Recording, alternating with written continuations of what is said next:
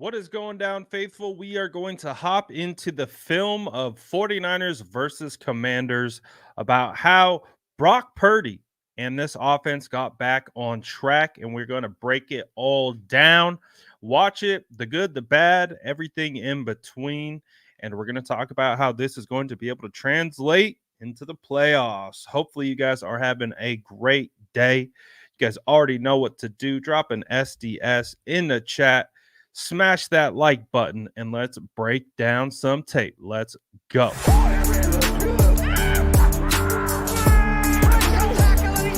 Smash that like button if you haven't already. Love to see it.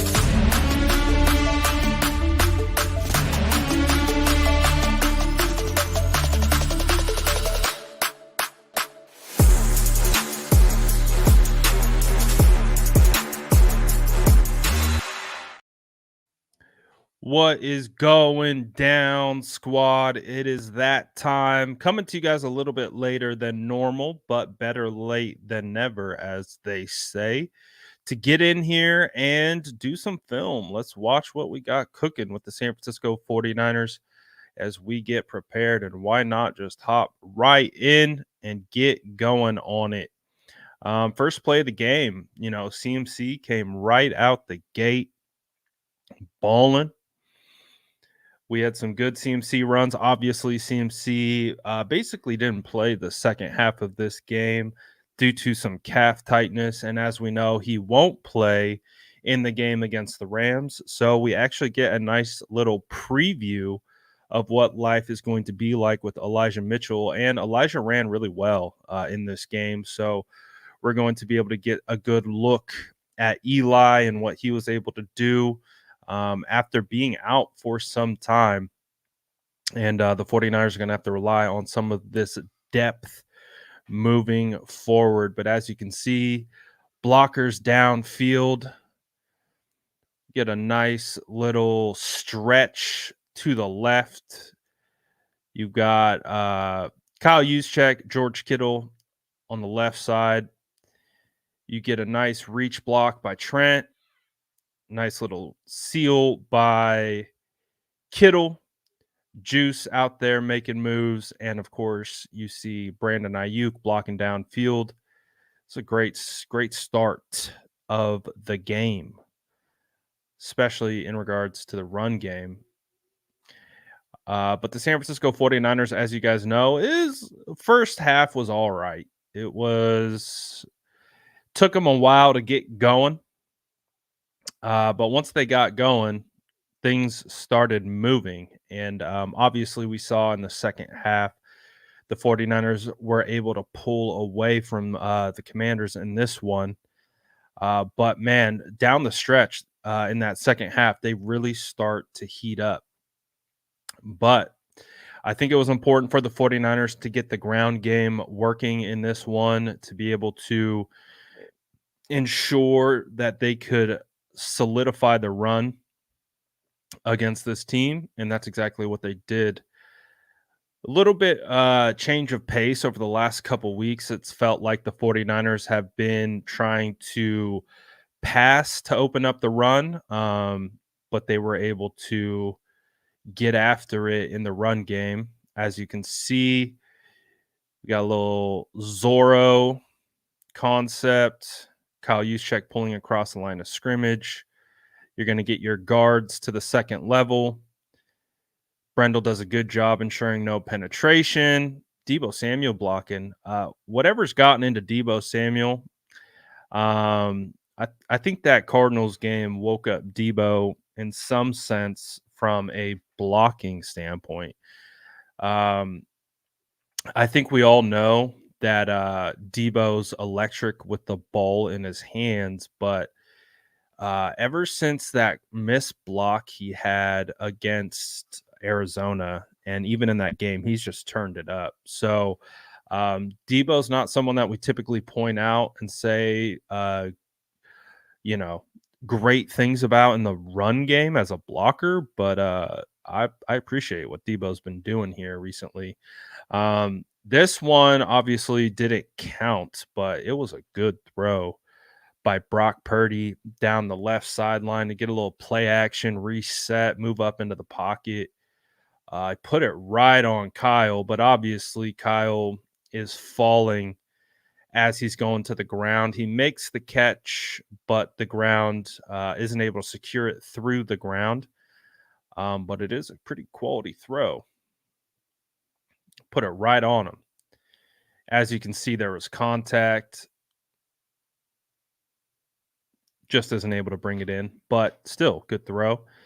And especially, again, one of the main factors of this particular game was Brock responding from the performance against the Ravens. And, was he going to be able to stay confident and continue to shake, that 4 interception performance and all that good stuff. And, the 49ers started out a little slow, but they were able to pick it up down the stretch. This was just a phenomenal catch by CMC to go up and get it one-handed, just snag that thing out the air. Love it. But we're going to get Brock Purdy cooking some ankles here in a second. I think it's this one. Yeah, it's this one. So Brock, this is the one where he's going to have to escape out of the pocket. Got Deron Payne in his face.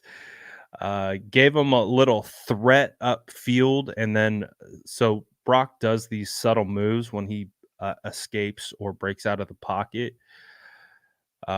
He'll try to either stutter. He tries to do some type of manipulation when he gets out in space. So you can see him kind of angle up, and then he pops back, and that little threat of angling upfield and then dropping back cooks Payne's ankles. Now, obviously, uh, footing gives out on him, but you got to credit Brock. You see how he angles up, it causes Payne to flatten, and then he pops back, and that is enough to get Payne on his behind. And you got to give Brock credit for that. He didn't just slip. That was a reaction to Brock pressing upfield and hitting the ejecto button and backing up, angling up. Beep. Got him.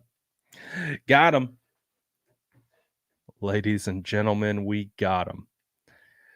So, but still up until this point, not a whole lot. We had some good runs. You see CMC getting some tough yardage up the middle, but haven't had too many explosive plays. It just felt like the 49ers were just trying to get in rhythm on this one early on in this game. But this little end around turned out to be really nice for the most part. The 49ers have been finding success on these kind of end arounds. And they did find a lot of success with these against the Commanders. You get a nice Jake Brendel block. So Jake Brendel does a really good job of getting around Kyle Juszczyk. He's trying to get his hat on a body, and he just catered that linebacker. So that was a good job by Brendel. I like the play design of this one because everything about it looks like it's setting up for a basically a counter right with the pulling left guard and Kittle. But as you can see, Kittle bails, and then he turns into the lead blocker. There's Trent out in space. You get a nice block by Kittle, and then Brendel comes over and cooks that linebacker.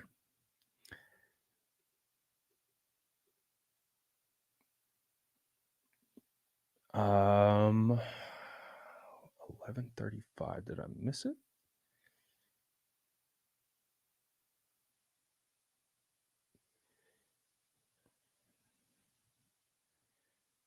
All right. There's a deep shot to Ayuk, where we get a good blitz pickup. I'm trying to find it because my timestamp is wrong. There we go. That looks like it. All right, so you're going to get one of these clear out routes from Debo, and Brandon Ayuk comes under it. So this is a concept that we see with the 49ers offense when they're trying to dial up zone beaters with the route concept, because you're going to get this little mini stack right here of Ayuk and Debo. You can see Debo's going to angle this out. He's going to angle this out. So you're going to see right here, based on the way they're covering, you got zone, linebacker Bales. Debo's running the clear out, pulling this cornerback out of the zone. And we see this all the time, whether spread across the field or bunched together. And that creates the open area for Brock Purdy to attack. Does a good job delivering the ball. Brandon Ayuk against the sideline.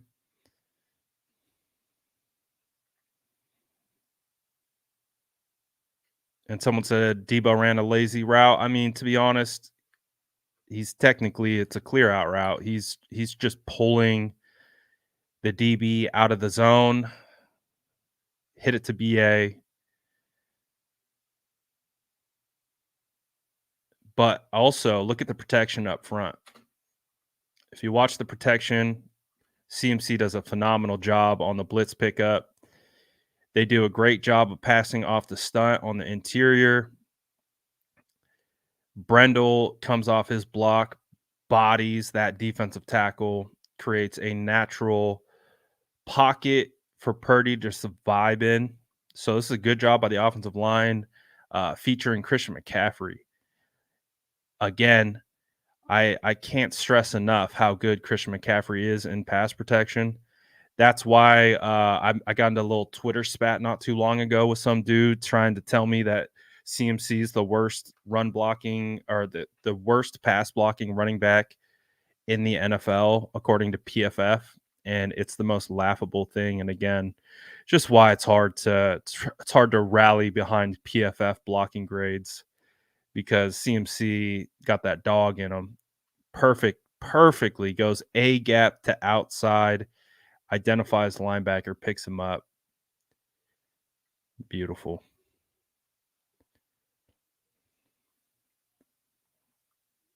Beautiful. CMC, such a good pass protector. You're going to get Brock hitting Debo on a intermediate in breaking route. Not bad. Nice little completion. Move the sticks. We'll take it. Take that stuff all day. This one, we're going to get a nice Kittle block on a CMC run. Kittle driving. Watch Kittle on this one. So Kittle's going to pull around up into the hole, and then he's just going to drive into the pile. Great block.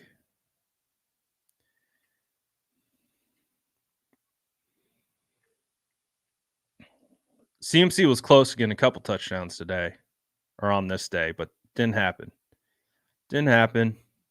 Not a big deal. Of course, Brandon Ayuk's blocking downfield.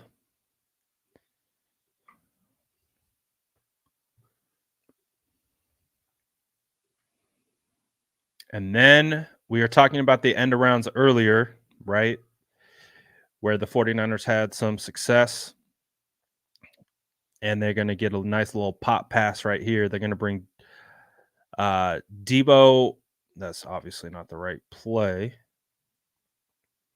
This is the right play. Going to bring Debo across the formation, pop it up to him, walk-in touchdown.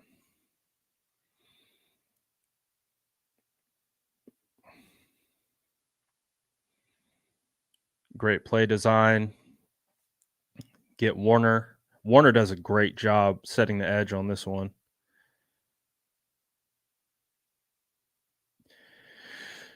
I talk about Warner a lot. I talk about Warner when it comes to like making the roster. People always have Charlie Warner getting cut, and I just consistently point and talk about how at this current point, Charlie Warner is a lock to always make the 49ers roster because he is the best blocking tight end outside of George Kittle. He really doesn't do anything as in the passing game, but you need this guy blocking on the edge, does a fantastic job, and that's why he's constantly on the 53-man roster. So, got to give a lot of credit to Charlie Warner on that one. Great job by him.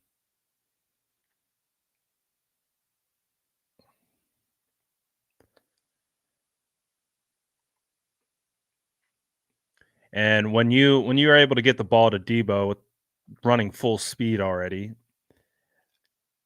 don't even need to block the end. That's the beauty of it because the mesh point, whatever it's called, when they're showing the mesh, what Purdy and CMC are doing, you can see the DN freezes and they don't even block the DN. They just say, all right, peace.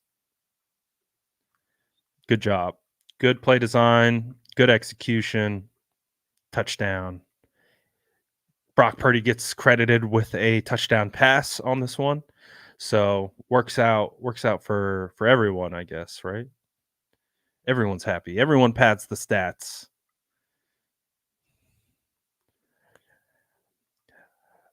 Let's see.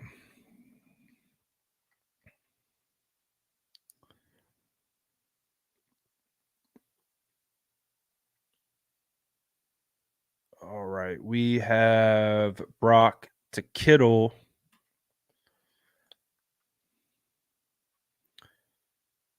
That's not Brock to Kittle. It is Brock to Kittle. I see what happened. All right.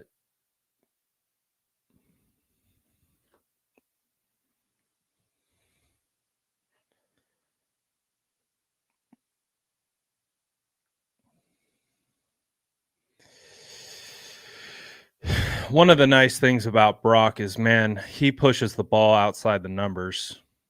It really opens up the field more for it from his ability to just these passes outside the numbers are not a problem for him. It's something that, again, we didn't see with Jimmy Garoppolo. Jimmy would very rarely challenge outside the numbers. For Brock, it's just like a walk in the park. Just like, oh, there's Kittle. I love the route concept. Gets Kittle open. Easy pitch and catch for Brock and Kittle. And then Brock goes right back to Kittle on this play. Nope. Just kidding. Brock Ayuk.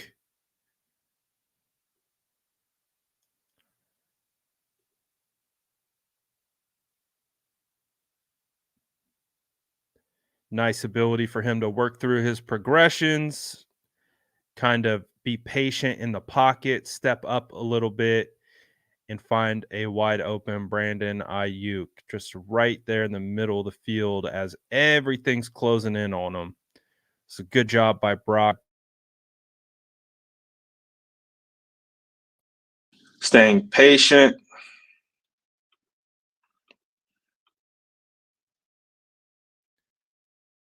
Finding Ayuk. It's not Kittle. That's Ayuk.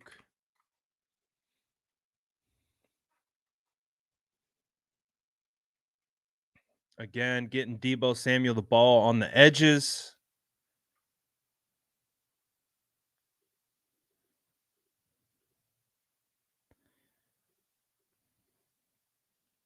Honestly, man, Kyle Shanahan's got to have these defensive coordinators in hell when you've got CMC running the ball. You've got they pull someone on every play, or they move someone pre-snap motion every play, and when it's Debo, you never know if he's actually going to be getting the ball.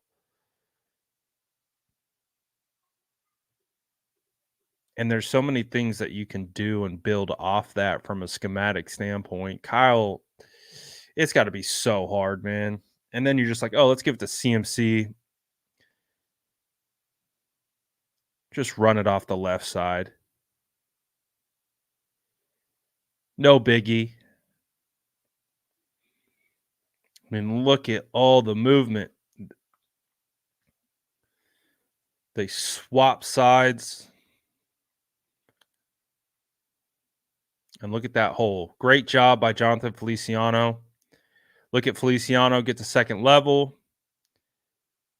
Perfect positioning. Gets to the spot exactly where he needs to be.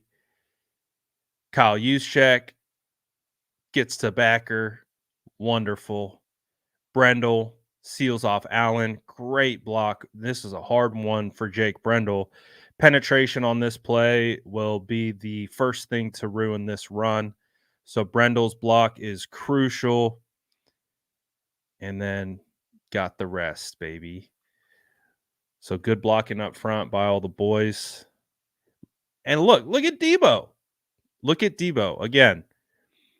It's very rare that Debo is highlighted as a blocker on film breakdowns. It's just not something that's you would say is a part of his game. But because of the effort that Debo shows here, just getting onto the corner, look, perfect. Cornerback wants to take the play off. Great. That allows Christian McCaffrey to get a couple more yards. So good job. I'm liking this new Debo. I want to see more of it. If we get Debo Samuel blocking like Brandon Ayuk, just from an effort standpoint, I don't need Debo out here pancaking people, but if he's out here putting up effort in the run game, it's only going to benefit the offense much more. And then reward Debo. Get him on a wide receiver screen, little bubble screen. Play action, makes the guy miss. Whoop. Ooh.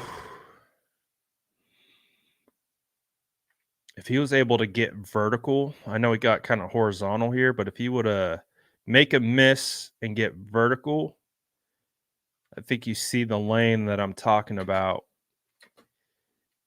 It still would have been challenging to shake, but if he got this step was a vertical step right here, boom. Might have been able to get Trent just enough of him, and you might have been able to squeeze this lane right here just enough, but we're nitpicking at this point.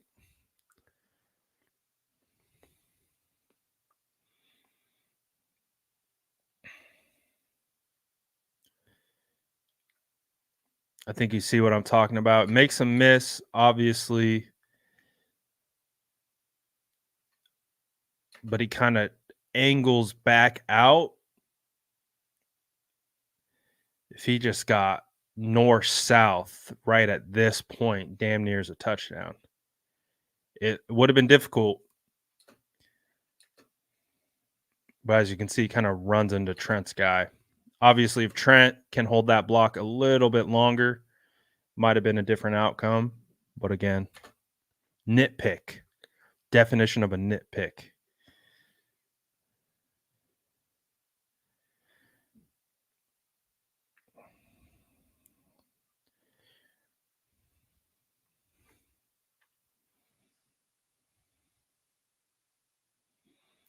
So this is a good run by CMC on this one.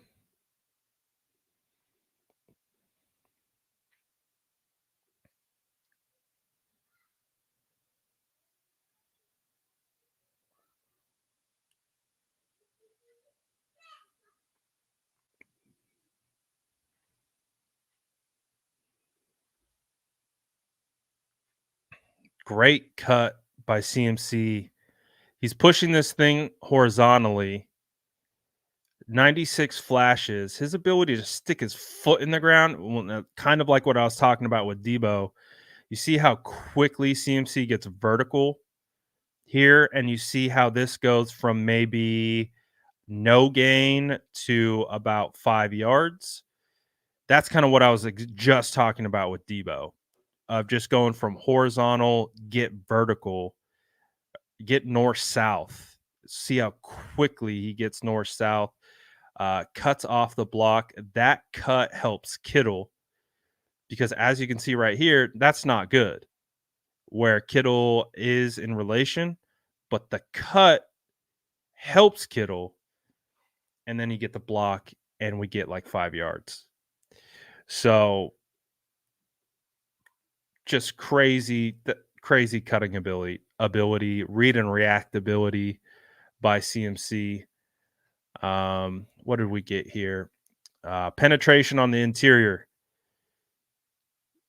killer. I would love to see Spencer Burford help more. I would love to see a true double, especially with an outside shade on the center. Because again, if you aren't like you're supposed to throw a punch to help, I understand he's focused on backer, makes sense, but that's a hard freaking block for the center because the center, if you can see my mouse, he's got to get his helmet on this side of Allen's helmet. That is a hard block. And as you can see right here, he doesn't land.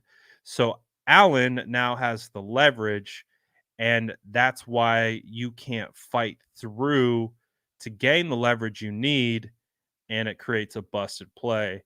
So rather than being so hot and heavy on the backer, I would much prefer we get a one count, just a little bit longer, throw that hand out, put it on the shoulder, make sure your center is taking over the block, and then work up to backer. Because working up to backer in this instance means nothing because the the guy in the A gap blows up the play.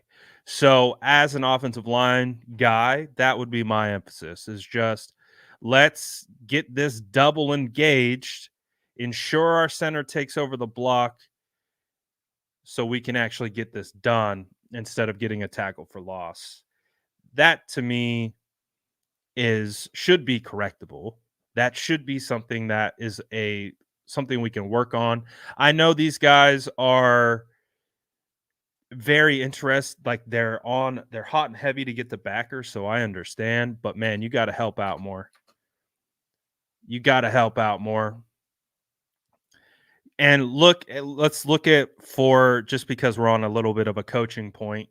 Let's look at the backside and how they work the double.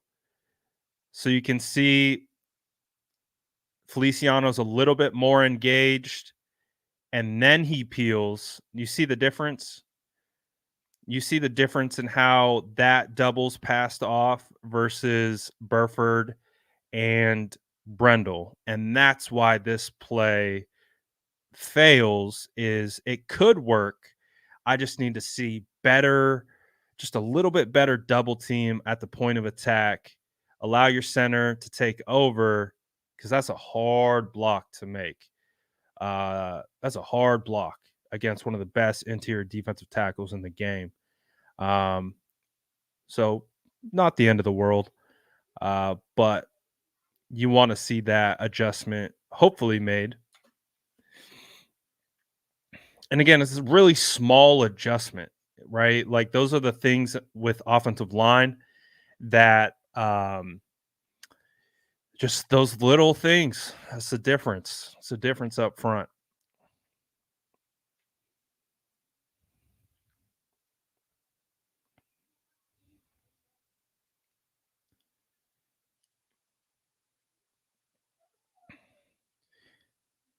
I kind of like this by Brock, not gonna lie. It's a little shakeout. He's trying to stutter. He beats Deron Payne again, and I don't mind the throw either. This kind of like fade falling throw, because you're giving your guy a chance, right? It's dangerous, but it's a low percentage play to get picked off, so I don't mind it. I thought it was kind of nice. And then this one didn't really work out to their favor. And Brock says, you know what, I'm just going to get this thing out. It's really one of those like, I'm just throwing this high because, as you can see, DB was in really good coverage. Um, Debo, as you can see right there, it gets kind of covered up by 31 just sitting in that zone. So that becomes a much more challenging throw because you would have to layer it over him opposed to going against someone who's one on one. And it doesn't look like Ayuk gets out of that route super clean to be able to challenge and go up for it.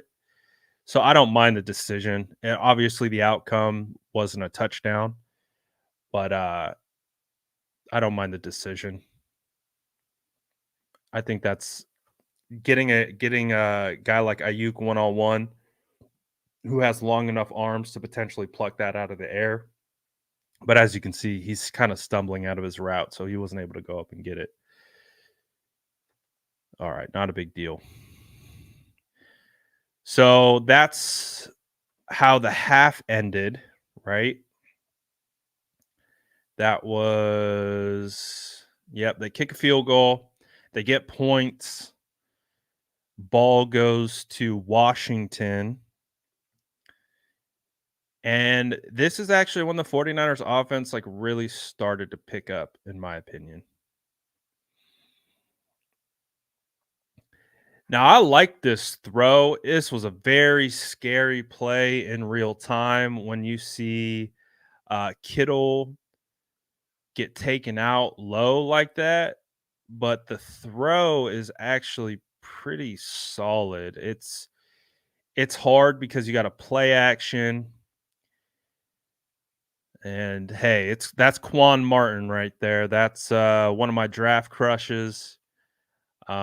He's got speed, and I mean the he thread like Brock threads this over the linebacker, puts it on kind of Kittle's back shoulder to try to pull him away from the safety. But as you can see, safety goes low. Boy, that was a scary one. That was a scary one. But I don't have a huge problem with the throw because I mean that's pretty spectacular. And you are going to run into situations where you're just going to have to thread it and pray to whatever you pray to that your guy's going to catch it and not get obliterated at the same time. We don't see this from Purdy very often at all. But again, I have a hard time faulting Purdy too much on this one. You just had the safety go low, and well, that was a close one. That was a close one. I was very nervous on that particular play. I was very happy to see George get back up and be all right.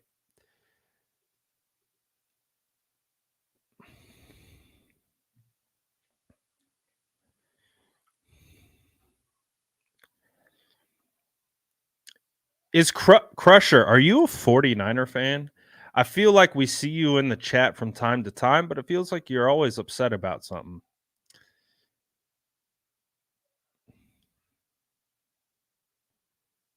It's gonna be okay, man.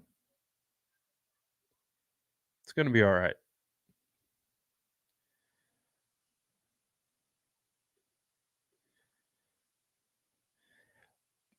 But 49ers obviously had to turn to Elijah Mitchell. They had to turn to Elijah Mitchell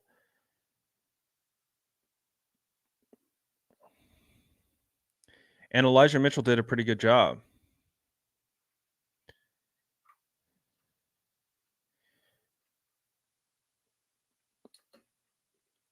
So I like this double much better. Now, this is a much different scenario, right, than having Allen in the A gap, right? So you're going to have Allen in the B gap. And so same thing applies. Burford trying to get head across. Let's see if he does it. Let's see if he can reach that. Boom. All right. You like that? That's what we're looking for. Get the head across. Guess who's coming right behind him? Boom. Brendel. Take over the block. Now, eyes back. You got to keep your eye on the backer. And look, backer's flowing over the top. Perfect. Peel. Brendel take over. That's how we run a double team. So, like when I was talking about that goal line play, when you got a Jonathan Allen in the A gap, you can't first of all whiff on your punch as the guard, but you got to help a little bit more to allow your guy to take over the block. Now, the difference is he's an entire gap over, but the same concept applies. And that's how you run the double, and that's a good double. And Elijah Mitchell's able to read it. Look at backside, same concept, throw the punch, but Trent is a freak of nature. Look at how quickly Trent is able to get across in position, and then Trent does what he always does. The backside cross chop snatch to the ground. Trent is a unicorn, man. Watch Trent again. Club with the left hand. Boom. Arm, right hand on the top of the shoulder. Rip down. That's Jonathan Allen getting ragdolled by the best offensive lineman in football. And then you get Feliciano to linebacker. That's what we're talking about. Now, obviously, it was a solid run. Wasn't a great run. It was a nice little chunker. We like chunkers. We like setting up little chunkers.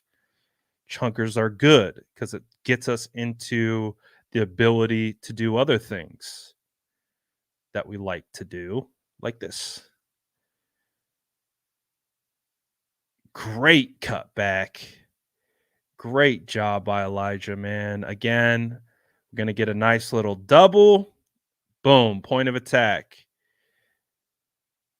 Feliciano is going to allow Brendel to. So remember, coaching point. We're going offensive line heavy today.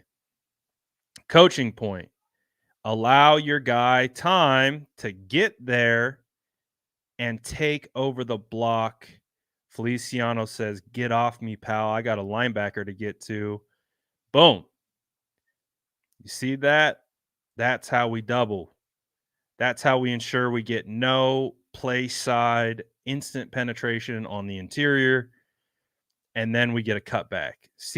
And again, the point being, the coaching point is to show how we got to do that on the goal line, and this is what we're looking for.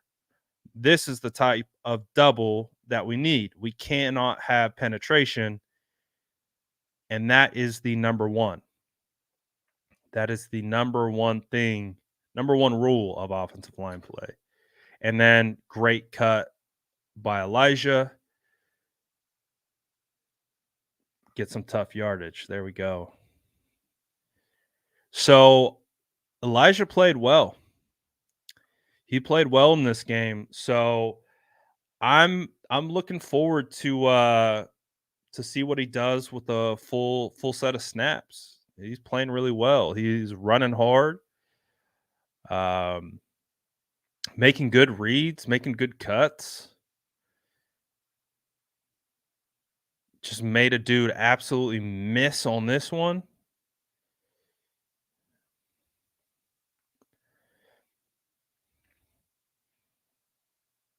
Now, I would love to.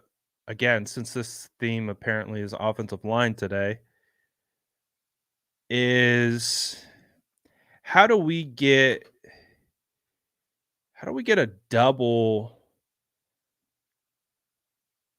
I get the rules of this based on where the linebackers are aligned. You want to have the center wall off this linebacker, and you want to have Burford wall off that linebacker. But as you can see, he goes in motion with Juice. So I wonder if they have rules that if you don't go like man on, you go more zone style, even though this is like a power concept. So this is a gap scheme run. But what I'm thinking about is how do you incorporate zone concepts into a gap scheme run? Because that's a hard angle for Burford to get to. So as we've been talking about the doubles, well, what if Burford takes this guy, head across, and you get Brendel to this backer, and then boom, boom, those guys are blocked. And then you have this big lane because he's accounted for. And then you have Kittle going to safety, and then boom, we're talking touchdown. So I would love to be, again, a fly on the wall and talk about, hey, coach, if our linebackers are reacting to the puller, well, how do we switch this responsibility? How do we get Brendel on the backside guy who's flowing? And how do we switch Brendel's responsibility to the middle backer so that we can actually wall this off? Because as you can see, Burford can't get there. And that's not at no fault to him. It's just the setup of the play. So I would love to know if that could exist because that is essentially a zone gap scheme combo. I apologize. This is for if you like offensive line play, I'm sure you might be enjoying this. If you don't like offensive line play, you probably hate this. But this is where I start geeking out. I'm like, man, how do we incorporate gap scheme and zone into the same play to be able to account for these players basically reacting to the motions. I don't know. I'm geeking. I'm geeking. Forrester hit my line. I got a question. Can we get zone and gap scheme integration? Brock does a nice job finding Brandon Ayuk.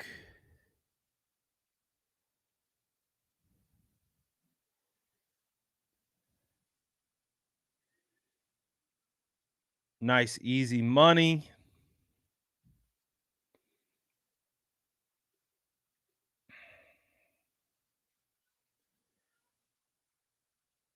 And let's see what else we got.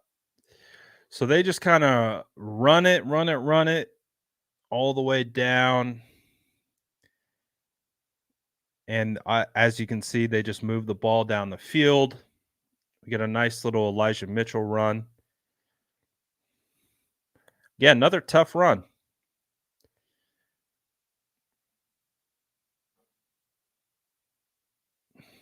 Great job of allowing kind of the trash to get in front of them and then cut back. Oh, look at that cut back against the grain. Beautiful. I like that. I like that a lot.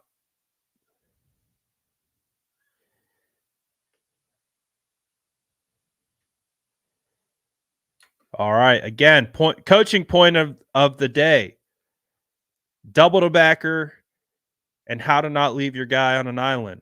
Again, in our previous example, like let's pretend Brendel and Feliciano were Burford and Brendel. This guy's a gap over, right? If we just kind of reposition how we're thinking about this, again, Brendel, phenomenal job, gets his shoulder into him, splits the man, allows Feliciano to take over the block so that when the linebacker flows, he's able to get him too.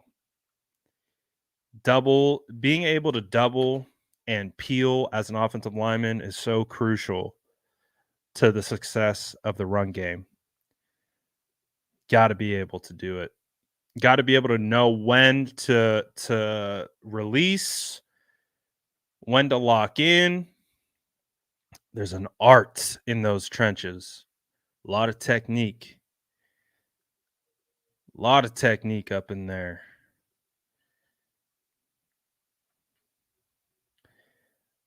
All right, we get a Elijah Mitchell touchdown.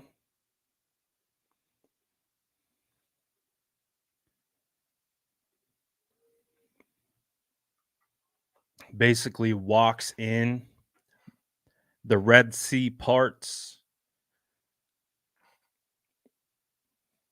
Now see, look, all the main point of emphasis, right? When we're talking about missed opportunities on the goal line from the previous drive. Now look at this double right here. Now this is a double. This is a double double. Burford, Brendel, again, Feliciano throws the punch. Trent takes over. Feliciano goes to backer. Great push by these two. Linebacker flows over, gets caught up in the wash, and you get a walk-in touchdown. This is a touchdown courtesy of Trent, Feliciano, Brendel, and Burford. It's a great job right there. That's why being able to double, know how to operate the double, how to peel, when to get to backer is so important. And if you don't do it properly, you blow up the whole play. That's why offensive linemen have to work together. So much of it's predicated on working together. Another good run by Elijah Mitchell. So I think what this game should also help build confidence in for 49ers fans is obviously the thought process of, oh no, if we lose Elijah Mitchell, our offense just sputters and there's no helping it. And Elijah Mitchell showing as long as this guy can stay healthy, 49ers can be all right. And man, look at the way, again, super hard block for Trent. And he goes for his signature backside chop, left-handed chop with the snatch. This time he doesn't go get him to the ground. He just walls him off. So then you're going to get Feliciano crash down, and then you get this huge wall from Brendel and Burford. Kittle does a good job of engaging the block. Hey, shout out Debo. That's good enough for Debo. I'll take that for Debo. And then great individual effort by Eli to make a guy miss, get upfield. So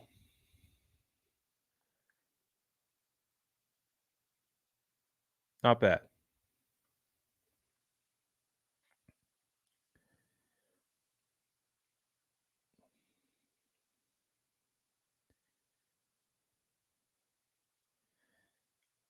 So they were just getting chunk yards, chunkers, getting those chunkers. We like the chunkers. Not bad, not bad. And then we got some Purdy airing it out. I do think it's important for the 49ers to prove that they can run the ball with Elijah Mitchell and Jordan Mason. I've been saying that all year. As much as I love Christian McCaffrey and what CMC does for this offense, one of the things that I've talked about is like, man, just would love to make sure these guys, if they need to step in for any reason, are good to go. And hey, guess what? Elijah Mitchell stepped in and did what he needed to do. And the 49ers kept this thing rolling.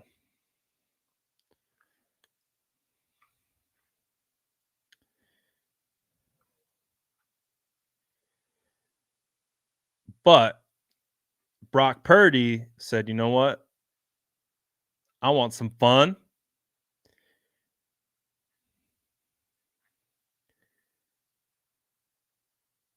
I like this. I like this system quarterback, Brock Purdy, breaking outside of structure. Says, nope, I feel the pressure. I'm out of here. It's also a good job. Again, you get Juice working across the grain. So that means Brock has to go across his body. But the ball placement allows Juice to turn away from the defender. So honestly, couldn't have put any better ball placement on that to make sure that Juice isn't running head first into a linebacker. So that was a great ball placement, great escapability. Understands that this stunt on the left side worked, and he said, "You know what? I got to bail. Let's see what they're trying to even run here." So they have a little stacked route on the top of the screen. Looks like Kittle's kind of like a clear out, and then Debo sits it down, but they're all over it. They got two on Debo, so they're all over it, and that seems like the primary play design. So they're on it, and then Brock makes a play outside of structure. Not bad for a game manager. Way to manage the game, Brock. It's the small things that count.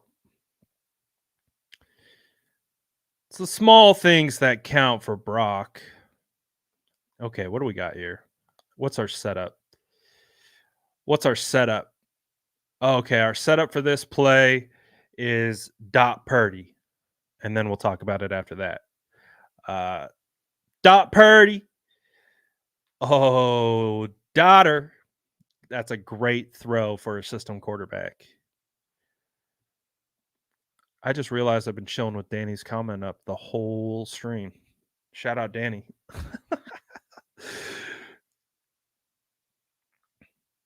Ooh, look at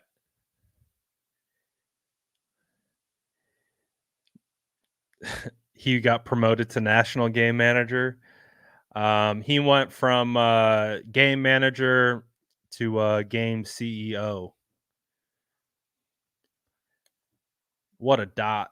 I love it too. He has to step up into the pocket to buy a little bit more time. Outside the numbers. Ooh, boy. Let's go, Purdy. That's my quarterback right there, baby. I love it. I love it. I love it. Good block by Colton McKivitz, by the way.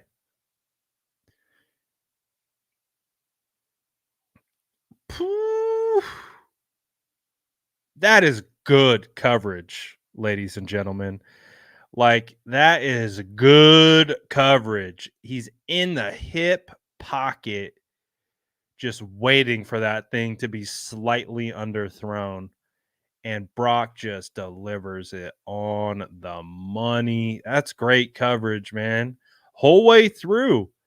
I think this is Forbes. I think that's their first round pick. So, I mean, based on this leverage, and shout out to Ayuk for the veteran savvy to get that separation right there. Just that it wasn't a push, but again, he created separation. See with the arm, just by extending the arm, not pushing, gave him just enough spacing that he needed to snag that. That's a great throw, but also great galaxy brain move. Again, the game within the game. You got to find a way to create separation, and he did it just by extending his arm. You see how they go from Forbes being on top of him. The second he turns his head, Ayuk extends. That creates separation, and boom! Great job. Great job. Fantastic. Ooh, and y'all, I like the play design. You almost get a natural rub here. Heads up by this guy to get out of the way, but you almost get a natural rub route. So that's by design to be able to get a try to get him picked off. He's able to avoid it. They still get what they want. Man on man coverage to the outside. We have a quarterback who's going to take shots downfield with man on man coverage. I'm still getting used to this, people. I'm still getting used to this. I'm not used to getting the 1v1 looks on the outside and our guys letting it rip. Still getting used to it. Still getting used to it. That's why I just want to keep watching it over and over again. Fantastic. Great job. Great ball placement. Great job, though, by Brandon Ayuk. Uh, great job by Brandon Ayuk. Can't just give the credit to Purdy. That was a great individual play by by Ayuk. And we get the end around again. Again, uh, Commanders really just had a hard time with this.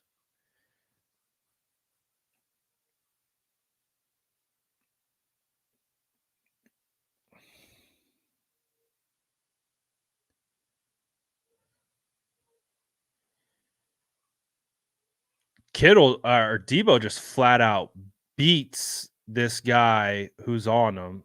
Is that Quan Martin? He just flat out beats him with speed. Again, the mesh the mesh holds. I think that's KJ Henry. That's the rookie. Was that they take him in the first? Is that dude out of Clemson? Another pop pass, but again, it looks like mesh. Remember that concept? I don't know if you guys remember this. It was the Denver Broncos preseason game when I was talking about this setup and how I was like, man, I want Kyle to do this. Kyle's like, all right, Brad, bet. Now we're gonna bake it into literally everything we do by pulling the guy across the formation, except we're actually going to give the ball to the guy coming across the formation rather than just using him to cover up the mesh point, right? Because the whole point of this is if they don't give the ball to Debo and they're actually either handing it off or running play action, is that this guy right here who's unblocked cannot see the ball. That was the whole point of what we were talking about in that preseason game. And Kyle said, not only did he do it and take it, but he's, of course, galaxy brained it to a completely different level. And it's putting these defensive ends in a ton of conflict because their responsibility is to maintain the edge. But in this scenario, when they're running the mesh point, he's got the quarterback. So you don't even have to block the defensive end. That's one of the brilliant things about that play is you don't have to even touch the defensive end.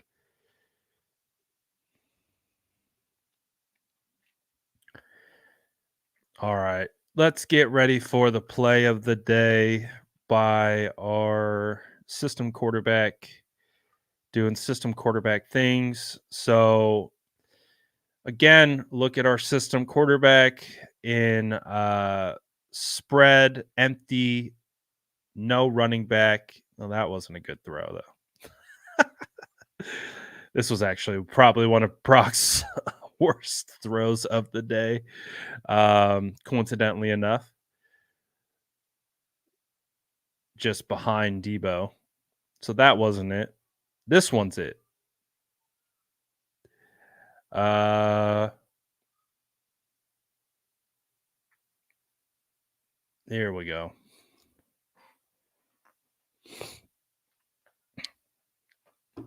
Now, technically, this is exactly the function of what a game manager should do, right?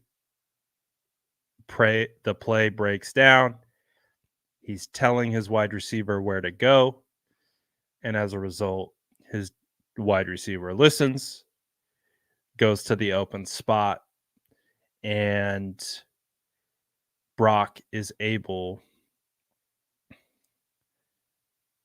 I mean, this is elite game manager skills. Like if we really want to talk about it, this is how a game manager needs to manage a broken play. But does that mean he's a game changer, not a game manager? I don't know. I don't know. How do we decide what that is?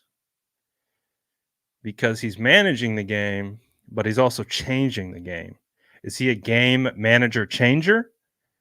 Can we just combine the two? Brock Purdy's a game manager changer.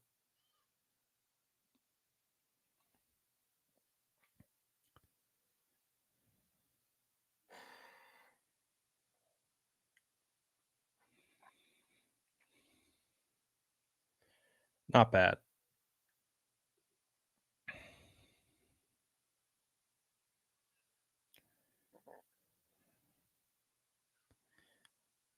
Not bad at all. Good thing Kyle's scheme really opened this up for Brock. I don't know what he would do without it.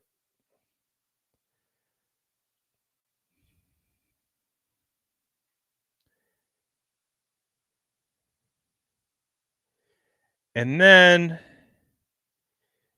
we're almost to the end. We get a nice little Debo chunk run.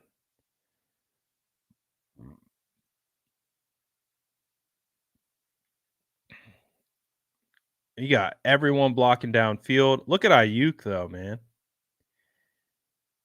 Ayuk, seal, love it. It's basically like two seal blocks. You get one from Juice, you get one from Ayuk. They pull. It's like a front side counter with McKivitz and Kittle as your lead blockers. You get Juice, Ayuk, sealing. Kittle blocks too because he's a savage and that's what Kittle does. It doesn't matter that McKivitz doesn't touch anyone because the fact that 31 says he'll take the underneath route is fine because he took himself out of the play. You've got Feliciano and Brendel getting to second level. Brendel gets to second level, and Feliciano's there. That's pretty good. That's pretty good. Not bad. Not bad at all. And that's how the 49ers beat up on the Commanders. I did want to show one block by Ben Barch.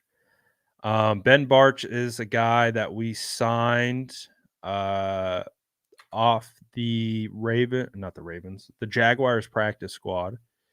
He is the left guard right here. They're in mop up duty.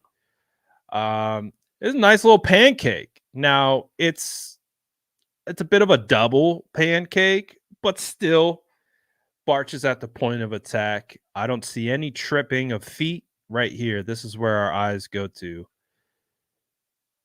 Whoo! Now, again, like I said, it's a bit of a double. He's basically got Pryor helping a little bit, but yeah, I see the feet. I see him working his leverage.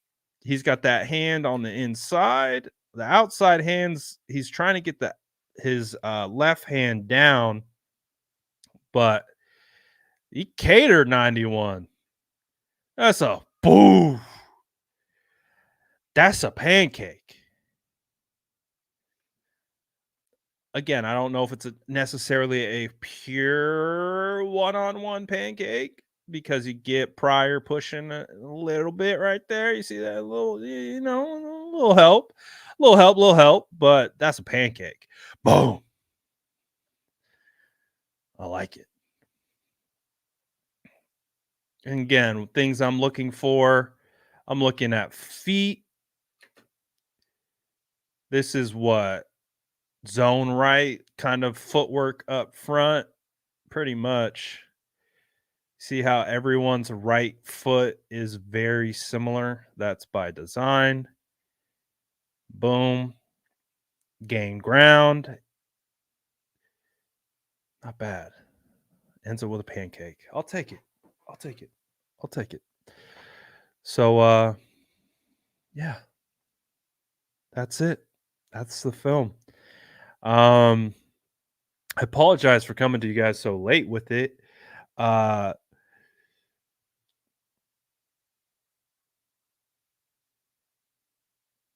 management has been kicking my ass lately. I'm not going to lie. Time management has been kicking my ass. There's too much stuff to do.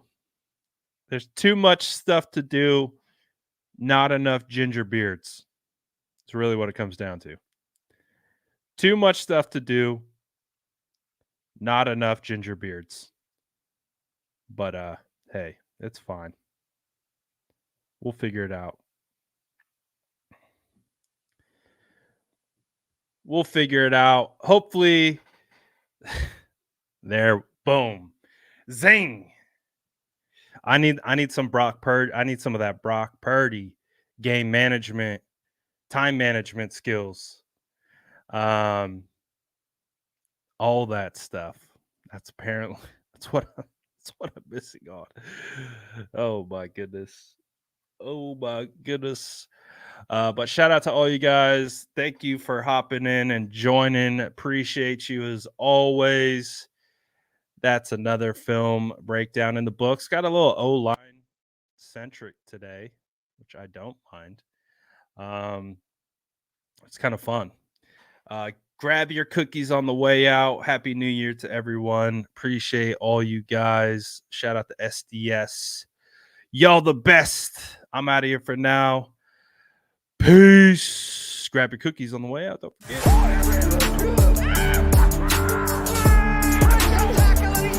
Smash that like button if you haven't already. Love to see you.